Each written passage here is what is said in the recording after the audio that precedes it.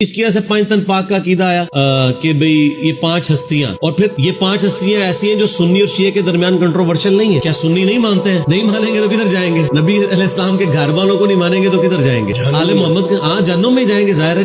مصلی الحاکم میں حدیث ہے، میں نے بتایا صحیح سند سے، اگر کوئی شخص خانہ کعبہ میں حجر اسود اور مقام ابراہیم کے درمیان نمازیں پڑھتا رہے اور روزہ رکھتا رہے لیکن اہل بیت کے بکس کے ساتھ مرا تو سیدھا دوزخ میں جائے گا. المصلی الحاکم میں 4712 نمبر حدیث ہے، اور اس کا ثبوت قرآن بھی ہے. قرآن کی آیت ہے سورہ احزاب کی آیت نمبر 57، ان الذین یؤذون اللہ ورسولہ لعنہم اللہ فی الدنیا والآخرہ، بے شک جو لوگ اللہ اور اس کے رسول کو تکلیف دیتے ہیں ان پہ لعنت ہے دنیا اور آخرت کی زندگی میں. وأعد لهم عذابا مہینا، اور اللہ نے ان کے لیے دردناک عذاب تیار کر رکھا ہے. تو قرآن میں ہے. تو نبی علیہ السلام کو اذیت دینا، اس میں کون کون سی چیزیں شامل ہوں گی؟ پہلے نمبر پہ کسی شخص کی اذیت یہ ہے کہ آپ اس کی اولاد کو اذیت دیں. دوستوں یاروں کو انسان کیا سمجھتا ہے؟ میں خود بیوی بچوں والا ہوں، آپ لوگ بھی ہیں. مجھے بتائیں بیوی اور بچوں سے آگے آپ کو کوئی دوست ہو سکتا ہے اپنا؟ اور یار سگے بھائی نہیں آگے ہوتے ہیں، بہن بھائی پیچھے رہ جاتے ہیں اولاد کے بعد. تو یہ ان الذین یؤذون اللہ ورسولہ، جو رسول اللہ کو اذیت دینا ہے، کو اذیت دینا ہے. بخاری اور مسلم کی حدیث ہے، فاطمہ میرے جگر کا ٹکڑا ہے، جس نے فاطمہ کو تکلیف دی اس نے مجھے تکلیف دی. نبی علیہ السلام نے خود ہی بتا دیا اپنی بیٹی کے بارے میں،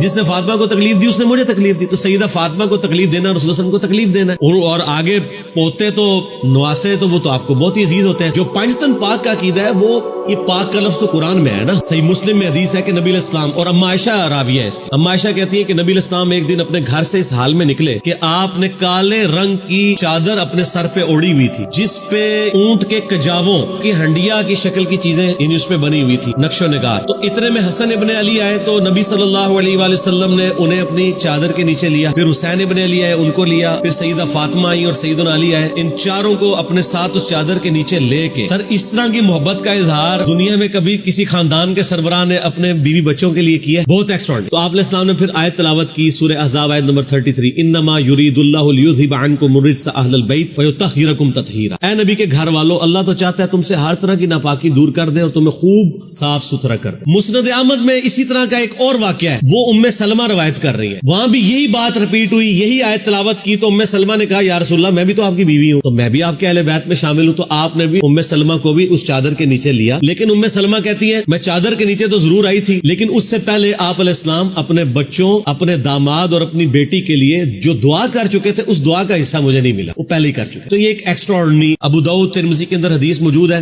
نبی صلی اللہ علیہ وآلہ وسلم نے فرمایا میرے بعد خلافت علی منہاج النبوہ 30 سال تک رہے گی. پھر حضرت سفینہ جو نبی علیہ السلام کے مولا تھے یعنی آزاد کردہ غلام، وہ کہتے ہیں اپنے شاگرد سے کہ بیٹا گن، ابو بکر کے 2 سال، عمر کے 10 سال، عثمان کے 12 سال اور علی کے 6 سال. اور یہ جو علی کے 6 سال ہیں یہ راؤنڈ آف کر کے 6 مہینے سیدنا حسن بن علی کے بھی شامل ہیں. تو ابو داؤد کے الفاظ ہیں 4646 نمبر حدیث انٹرنیشنل نمبرنگ کے مطابق. وہ شاگرد کہتا ہے کہ بنو امیہ بنو زرقہ تو کہتے ہیں کہ علی علیہ السلام تو خلیفہ نہیں ہے بلکہ خلافت ان میں ہے. تو حضرت سفینہ کو غصہ آتا ہے اور وہ کہتے ہیں کہ یہ تو ان کی پیٹھ سے جھوٹ نکلا ہے جہاں سے ہوا خارج کرتے ہیں. حق تو یہ ہے کہ بنو امیہ کی اپنی حکومت شریر ترین بادشاہت ہے روئے ارض کی. یہ جامع ترمذی میں الفاظ. اور اگر آپ مسند ابی داؤد طیالسی میں جائیں تو اس کے آگے الفاظ ہے کہ وہ شاگرد پوچھتا ہے کہ اگر خلافت راشدہ 30 سال ہے تو معاویہ کا کیا سٹیٹس ہے؟ تو وہ کہتے ہیں معاویہ جو ہے وہ اسلام کے بادشاہوں میں سے پہلے بادشاہ ہے، خلیفہ راشد نہیں ہے. اور المصنف ابن ابی شیبہ میں ہے